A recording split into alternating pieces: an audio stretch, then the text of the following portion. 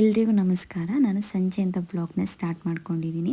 ನಾನು ಸಂಜೆ ಊಟಕ್ಕೆ ಅಂತ ಅಂದ್ಬಿಟ್ಟು ಇಲ್ಲಿ ಹಾಗಲಕಾಯಿ ಪಲ್ಯ ಮತ್ತು ರಾಗಿ ರೊಟ್ಟಿನ ಮಾಡ್ಕೊತಾ ಇದ್ದೀನಿ.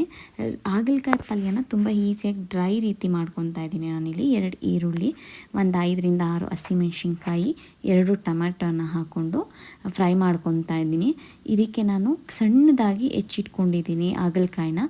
ಹಾಗಲಕಾಯಿ ಪಲ್ಯಕ್ಕೆ ಸ್ವಲ್ಪ ಹುಣಸೆ ಹುಳಿ ಮತ್ತು ಬೆಲ್ಲ ಹಾಕಿದ್ರೆ ಟೇಸ್ಟು ತುಂಬಾ ಚೆನ್ನಾಗಿರುತ್ತೆ. ಹಾಗೆ ನಾನಿಲ್ಲಿ ರಾಗಿ ರೊಟ್ಟಿ ಮಾಡಲಿಕ್ಕೆ ಫಸ್ಟು ಗಂಜಿ ಮಾಡಿ ಇಟ್ಕೊತಾ ಇದ್ದೀನಿ. ಉಪ್ಪು ಮತ್ತು ಹಸಿಟ್ಟನ್ನ ಹಾಕ್ಕೊಂಡು ಗಂಜಿ ಮಾಡಿ ಅದು ಸ್ವಲ್ಪ ಚೆನ್ನಾಗಿ ಬೆಂದ ಮೇಲೆ ಗಂಜಿ ಹಿಟ್ಟನ್ನು ಹಾಕ್ಕೊಂಡು ಮಿಕ್ಸ್ ಮಾಡಿ ನಾವು ರೊಟ್ಟಿ ಮಾಡಿದ್ರೆ ರೊಟ್ಟಿ ತುಂಬಾ ಸಾಫ್ಟಾಗಿರುತ್ತೆ. ಹಾಗೆ ತಟ್ಟಕ್ಕೆ ಬರಲ್ಲ ಅನ್ನೋವಂಥವ್ರು ಲಟ್ಟಿಸ್ಕೊಂಡು ಕೂಡ ರೊಟ್ಟಿನ ಮಾಡ್ಕೋಬೋದು. ನಿಮಗೇನಾದರೂ ಈಸಿಯಾಗಿ ಮಾಡ್ಕೋಬೇಕು ಅಂತ ಅನಿಸಿದ್ರೆ ಈ ಮೆಥಡಲ್ಲಿ ನೀವು ರೊಟ್ಟಿನ ಮಾಡ್ಕೊಳ್ಳಿ, ತುಂಬಾ ಚೆನ್ನಾಗಿರುತ್ತೆ. I hope